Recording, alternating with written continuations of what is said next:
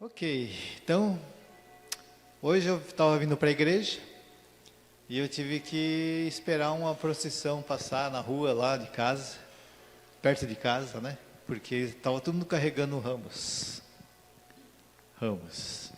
Tinha até o GCM, né? A Guarda Civil Municipal, acompanhando eles, CET, acompanhando tudo para fechar a rua, para eles passarem. E hoje é o Domingo de Ramos, né? É o dia em que Jesus entrou na cidade de Jerusalém montado no jumentinho, né? E ele foi recepcionado pelo povo com mantos, eles jogavam os mantos pelo caminho e acenavam com ramos, ramos de palmeira e ramos de oliveira, tá? E esta era a forma que o povo, naquela época, recepcionava reis, grandes autoridades, né? E estavam ali recepcionando o Senhor Jesus, porque eles consideravam, né, que o rei ele viria e ali estava acontecendo o quê? Estava se cumprindo a profecia dada por Zacarias 9:9, né? Zacarias 9:9 diz lá. E isso foi assim, aproximadamente 510 anos antes. Diz lá a palavra: alegre-se muito, cidade de Sião, exulte Jerusalém, eis que o seu rei vem a você, justo e vitorioso, humilde e montado num jumento, um jumentinho, cria de jumenta. Eu fico tão maravilhado, né, quando eu leio na palavra que Deus não falha. Eu creio muito, assim, das coisas que Deus já tinha falado que ia acontecer, estava se cumprindo. Essa entrada de Jesus em Jerusalém se cumpriu exatamente dessa forma como estava escrito, né? Então, depois que Jesus entrou na cidade de Jerusalém, ele foi direto para o templo, tá? Então, e lá no templo, ele ficou observando o que estava acontecendo no templo. Ele queria saber o que ocorria, né, em volta do templo lá, o que estavam praticando ali no templo. E ele deu essa olhada ao redor e depois ele retirou-se para descansar em Betânia. Então ele foi para lá e no dia seguinte, aí nós vamos ver o texto de hoje, no dia seguinte, que está em Marcos 11. Evangelho de Marcos, capítulo 11, versículo 12 a 26.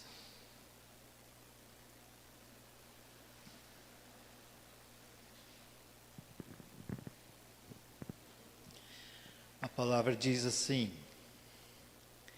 no dia seguinte, quando estavam saindo de Betânia, Jesus teve fome.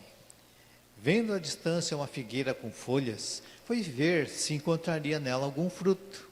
Aproximando-se dela, nada encontrou, a não ser folhas, porque não era tempo de figos. Então lhe disse: ninguém mais coma de seu fruto. E os seus discípulos ouviram-no dizer isso. Chegando a Jerusalém, Jesus entrou no templo e ali começou a expulsar os que estavam comprando e vendendo. Derrubou as mesas dos cambistas e as cadeiras dos que vendiam pombas, e não permitia que ninguém carregasse mercadorias pelo templo. E os ensinava dizendo: não está escrito, a minha casa será chamada casa de oração para todos os povos? Mas vocês fizeram dela um covil de ladrões. Os chefes dos sacerdotes e os mestres da lei ouviram essas palavras e começaram a procurar uma forma de matá-lo, pois o temiam, visto que toda a multidão estava maravilhada com seu ensino. Ao cair da tarde, eles saíram da cidade. De manhã, ao passarem, viram a figueira seca, desde as raízes. Pedro, lembrando-se, disse a Jesus: mestre, vê, a figura que amaldiçoaste secou. Respondeu Jesus: tenham fé em Deus. Eu lhes asseguro que se alguém disser a este monte, levante-se e atire-se ao mar, e não duvidar em seu coração, mas crer que acontecerá o que diz, assim lhe será feito. Portanto, eu lhe digo, tudo o que vocês pedirem em oração, creiam que já o receberam, e assim lhes sucederá. E quando estiverem orando, se tiverem alguma coisa contra alguém, perdoem-no, para que também o Pai Celestial lhes perdoe os seus pecados. Mas se vocês não perdoarem, também o seu Pai, que está nos céus, não perdoará os seus pecados. Vamos orar? Querido Deus, agradecemos, Senhor, tua presença. Agradecemos, Senhor Deus, pela oportunidade que o Senhor nos dá de engrandecer o teu nome através dos louvores, ó Pai. Te agradecemos, Senhor, porque hoje nós podemos relembrar também há mais de 2000 anos atrás tudo o que o Senhor passou. E hoje queremos aprender de Ti, aprender ouvindo a Tua palavra, Senhor. Fala aos nossos corações aquilo que Tu queres nos ensinar. Nós pedimos isso em nome do Senhor Jesus. Amém. Então vamos ver lá no versículo 12 a 14. No versículo 12 a 14, Marcos, ele registrou que esse episódio da figueira, ele aconteceu em 2 dias, assim, 2 dias seguintes depois da entrada de Jesus em Jerusalém. No primeiro dia, que era uma segunda-feira, Jesus saiu de Betânia com seus discípulos em direção à cidade. Ele teve fome, né, e avistou a figueira, uma figueira, né, devia ser bonita, porque chamava atenção, ela tinha folhas, né? Mas será que Jesus não sabia que aquela figueira não tinha figos? E quando chegou lá, ele ficou tão frustrado, né? Deve ter ficado com raiva, porque eu estou com fome, e eu preciso comer, né? E a figueira não tem fruto para eu comer. E será que foi por isso que ele amaldiçoou aquela figueira? Claro que não. Não foi isso. Talvez isso é o que eu faria. eu com fome, eu ia lá, eu vi a figueira e ela não tem fruto, né? Então, olha, que nunca mais você dê fruto. Mas eu faria isso, mas Jesus não. Jesus, ele não perdia oportunidades de ensinar a todos aqueles que estavam seguindo ele, né? Jesus, ele sabia que naquela figueira não haveria frutos. Primeiro, porque não era a época, e segundo, ele não viu os frutos ali, né? Porque ele sabia que aquela figueira era estéril. Ele nunca ia ver frutos ali. Então, isso é o quê? A natureza mostrando para a gente, né, que essa é a causa de não encontrar frutos. Porque não é época e porque a figueira é estéril. Então, é a causa natural. Concorda? Então, a natureza nos mostra isso, mas a palavra que Jesus ele proferiu naquele momento, ele mostra um poder além da natureza. É o poder da fé. Ninguém mais coma de seu fruto. Esse momento ele foi testemunhado por Pedro, né, e pelos seus discípulos. Então, depois disso, eles seguiram o caminho, indo em direção ao templo, tá? E lá no templo eles presenciaram um outro momento de Jesus, uma outra atitude de Jesus. No versículo 15 a 17. Chegando a Jerusalém, Jesus entrou no templo. E ali ele começou a expulsar os que estavam comprando e vendendo. Ele derrubou as mesas dos cambistas, dos comerciantes ali, e as cadeiras dos que vendiam pombas. E não permitia que ninguém carregasse mercadorias pelo templo. Será que Jesus fez isso porque ele ficou nervoso? Porque ele estava com fome e não pôde comer? e quando entrou no templo com fome e ficou mais nervoso ainda e derrubou as bancas dos comerciantes do templo?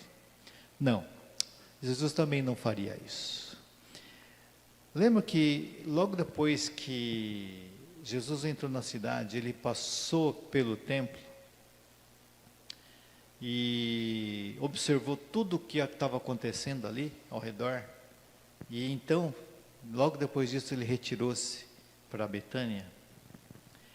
Tudo o que Jesus ele tinha observado naquele dia, naquele primeiro dia, né, que ele entrou em Jerusalém, ele deve ter se entristecido, né, ou entristecido seu coração, porque ele viu muitas coisas erradas ali naquele templo. E ele deve ter percebido, alguma coisa tem que mudar aqui. Quando ele voltou ao templo, ele já sabia o que tinha que ser feito. Então ele começou a expulsar os que vendiam e compravam, derrubou as mesas dos cambistas, dos comerciantes e as cadeiras dos que vendiam pombas e não permitia que ninguém carregasse mercadorias pelo templo. Vocês já visitaram um mercado de animais algum dia? Ou, sei lá, uma fazenda? Vocês já sentiram um cheirinho que tem esses lugares? Não é, realmente não é muito agradável, né? O cheiro, ele, além de não ser agradável, né, são locais que tem muita sujeira, locais que tem os dejetos dos bichinhos, né? Tem muita gente carregando mercadoria para cá e para lá, e de um lado para o outro, tem balcão de vendas, né? Imagina isso no templo. No templo. Um local que era para ser um local de adoração. Não tem como adorar num lugar desses, né? E imagina a angústia de Jesus vendo tudo isso, né, no templo.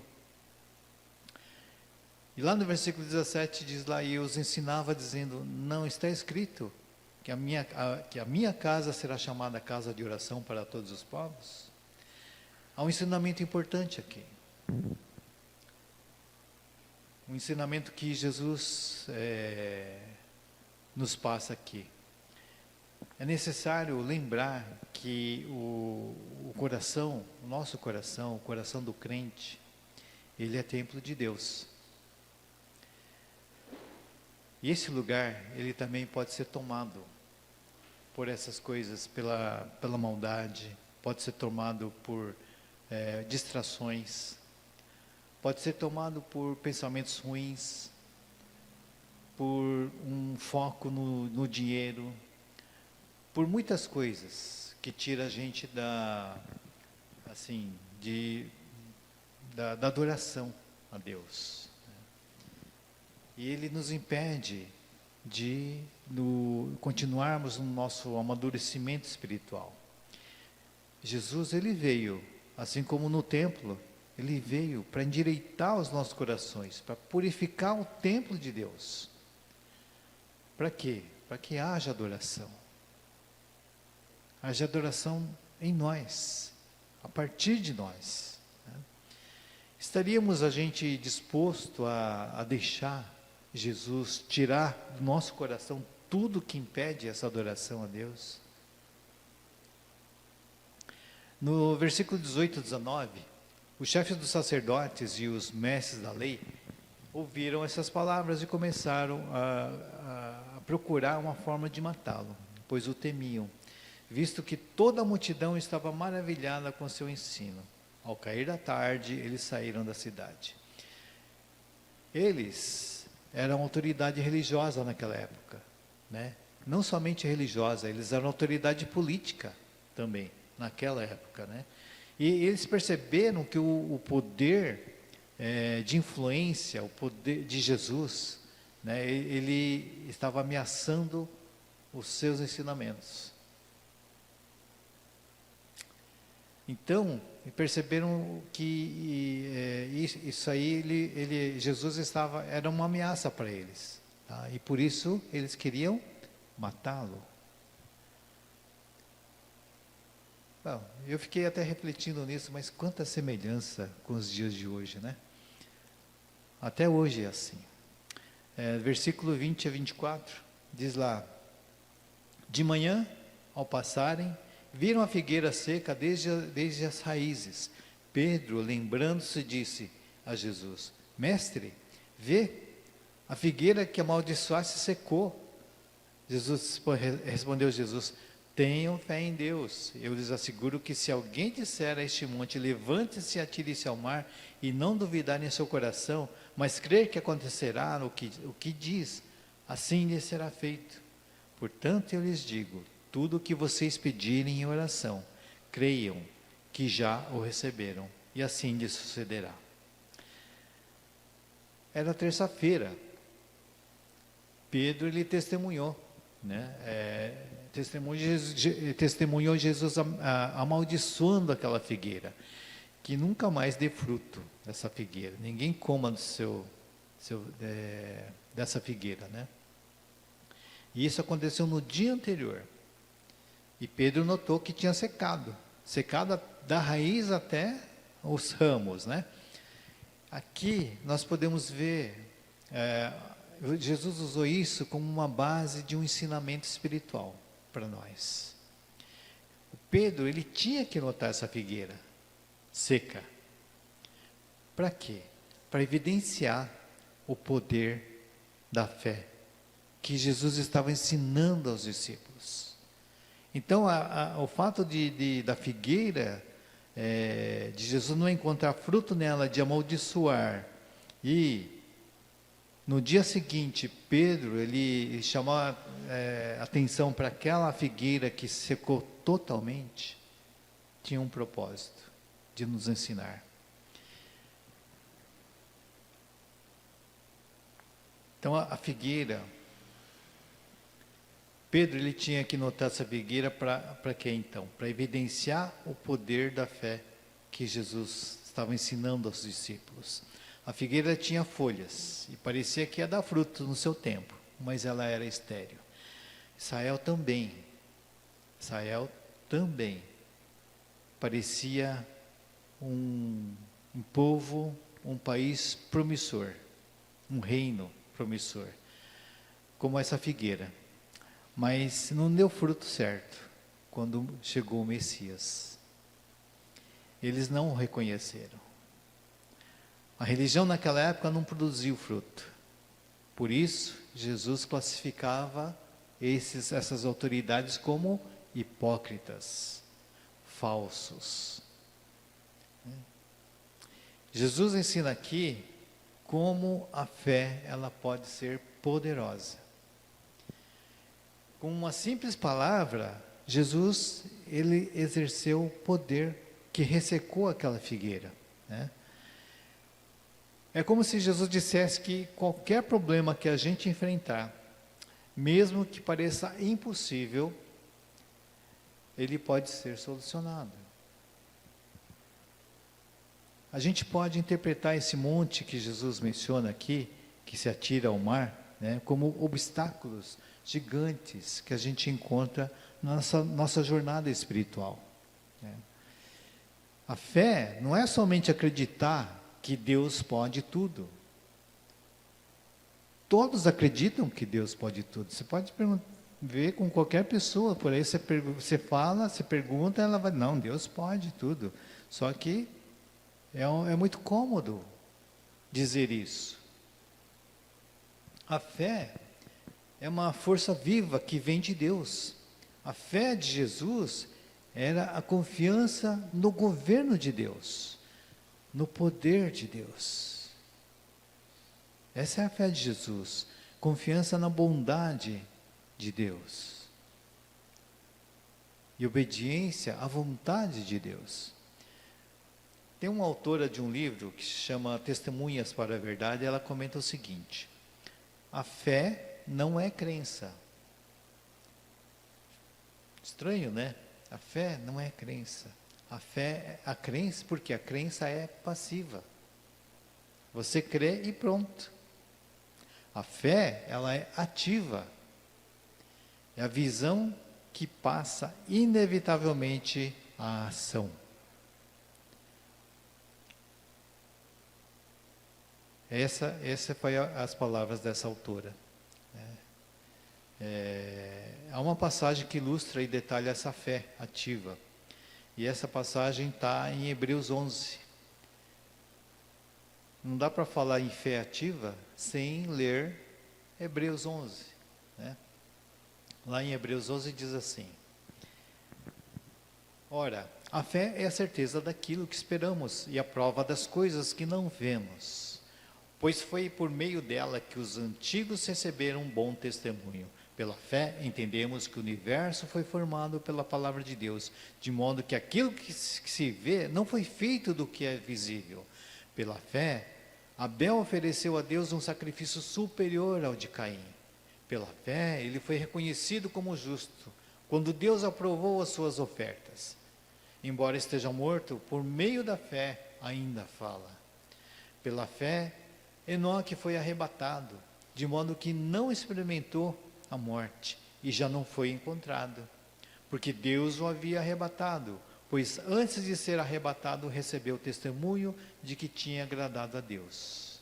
Sem fé é impossível agradar a Deus, pois quem dele se aproxima precisa crer que ele existe e que recompensa aqueles que o buscam.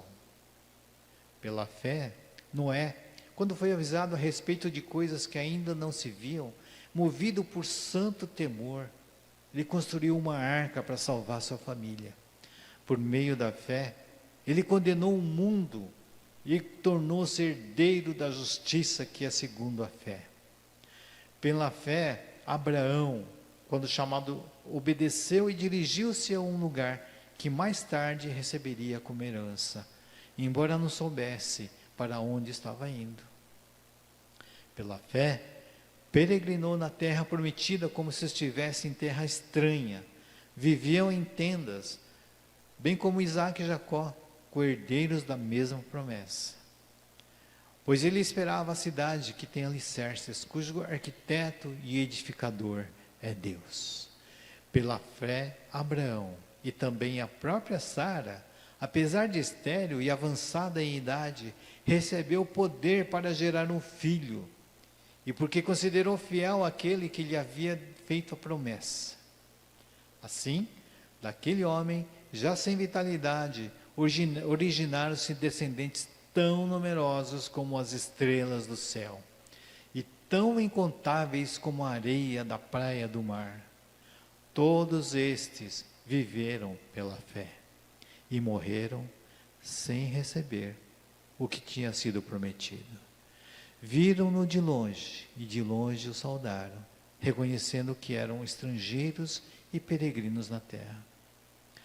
Os que assim falam, mostram que estão buscando uma pátria.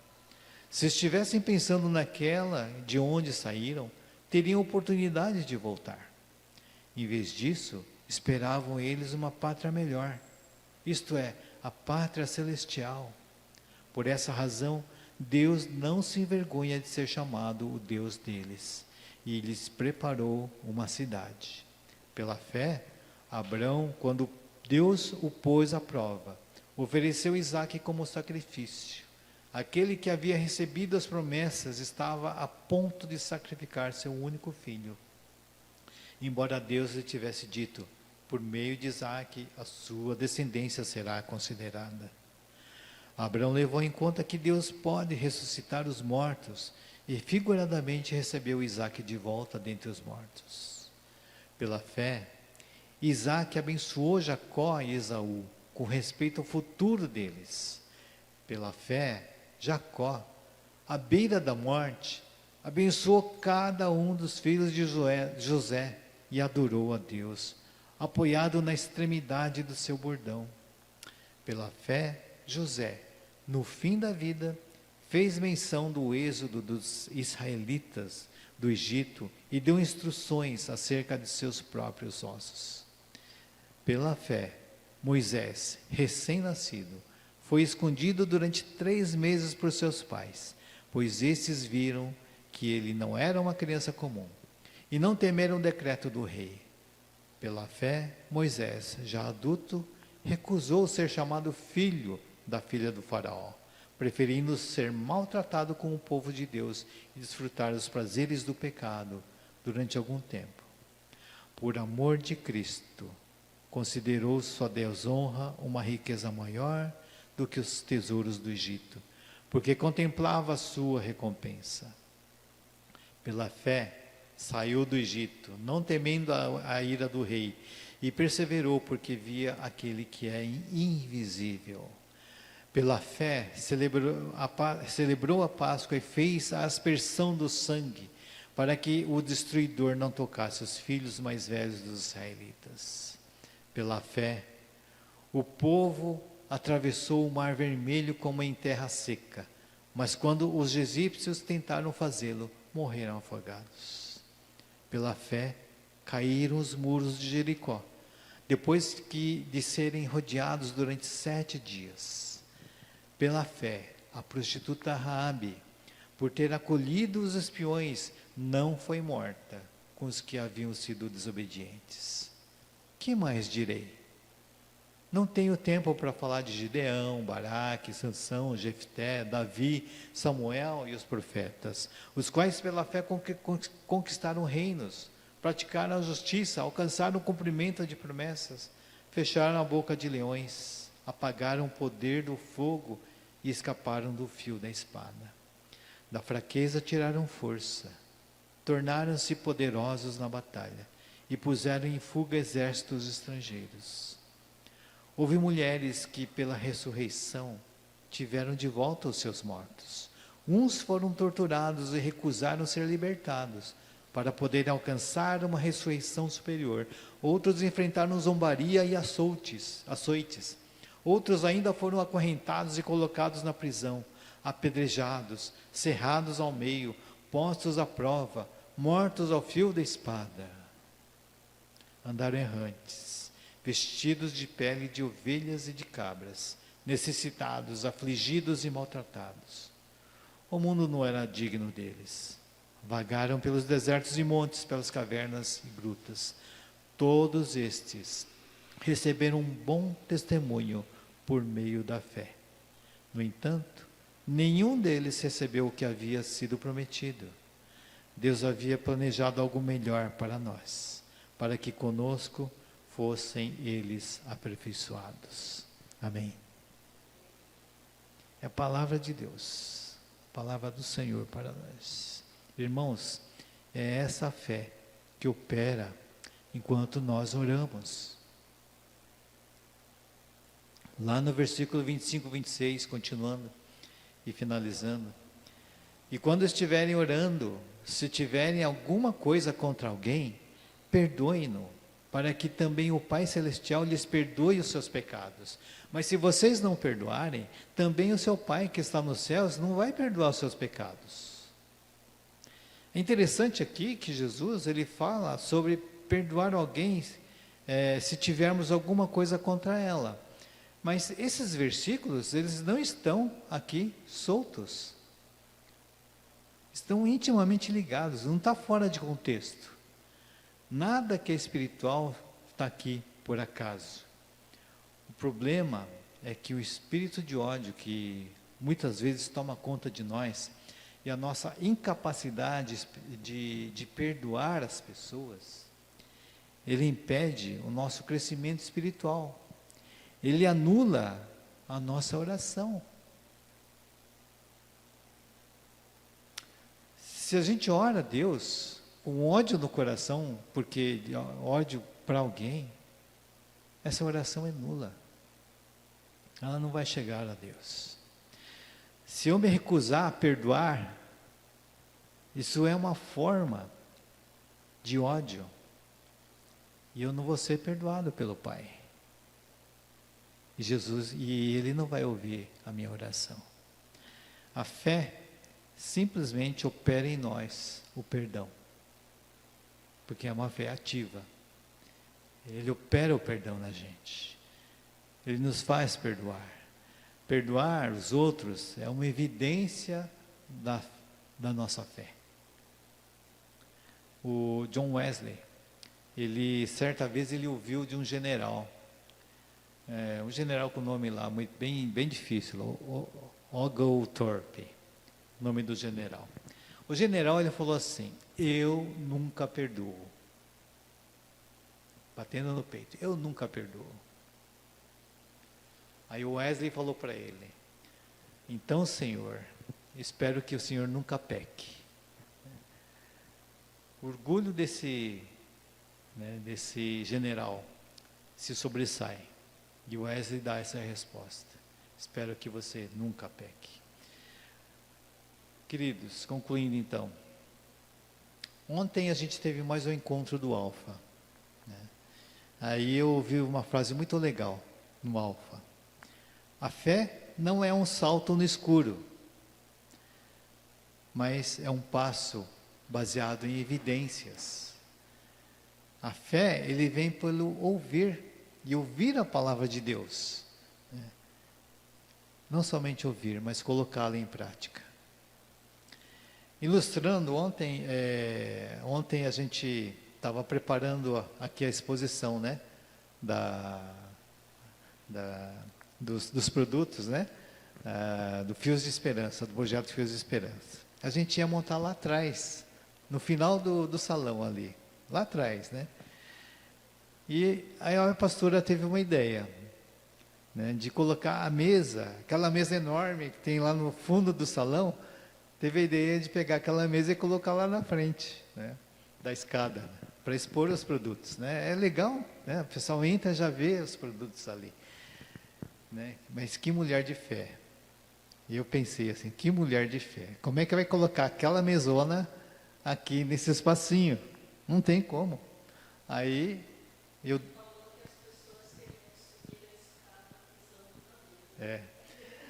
Aí eu duvidei, né? Eu duvidei e eu fui lá medir, já pensando: não vai dar, não vai dar. Eu contei os azulejos do piso, né?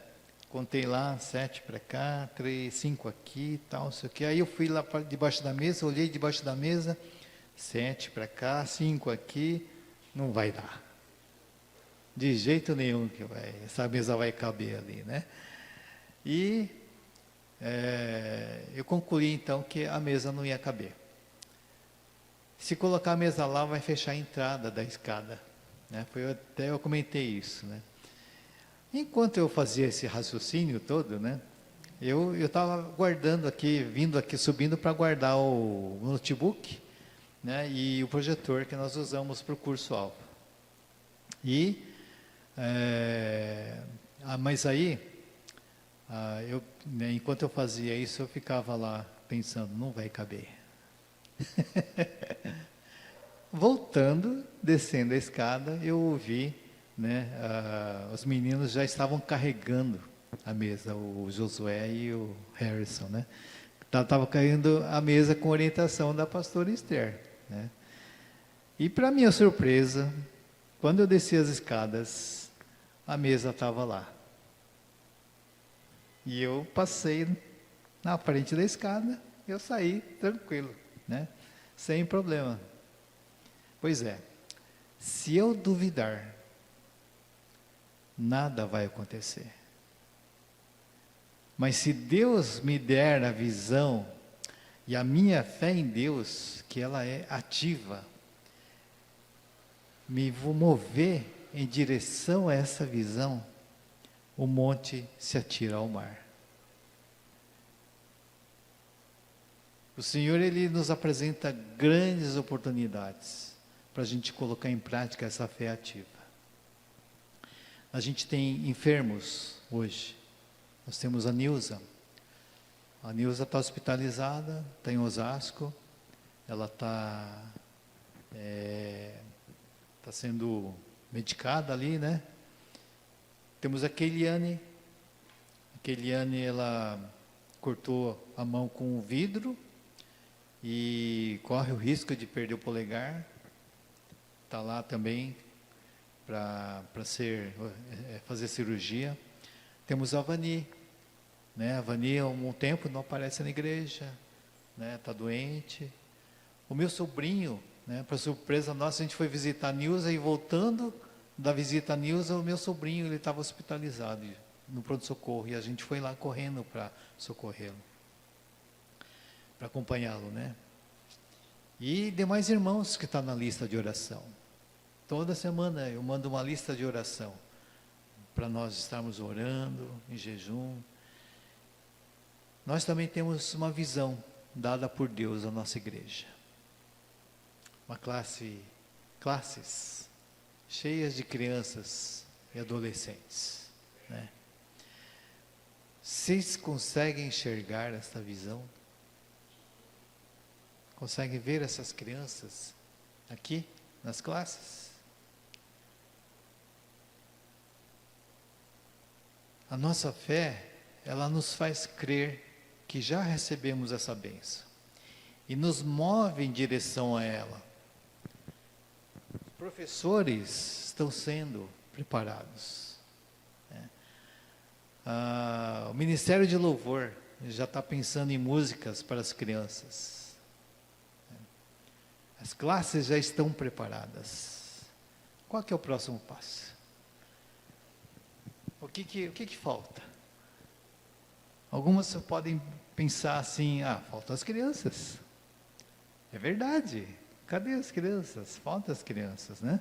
Eles não estão aqui, mas elas estão na rua, estão na nossa família, estão na nossa vizinhança, na vizinhança onde eu moro. As crianças estão em toda parte. Então a gente tem que refletir se as nossas atitudes estão cooperando com Cristo nessa direção. Baseados no quê? Baseados numa fé ativa. Uma fé ativa e não numa crença passiva.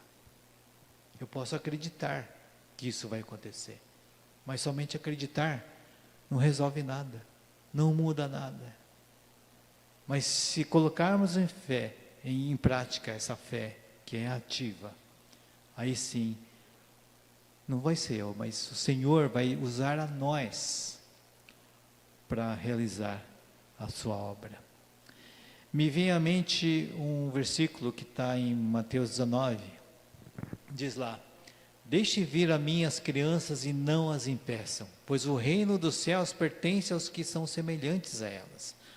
E eu fiquei me perguntando, será, Senhor, será que eu não estou sendo omisso?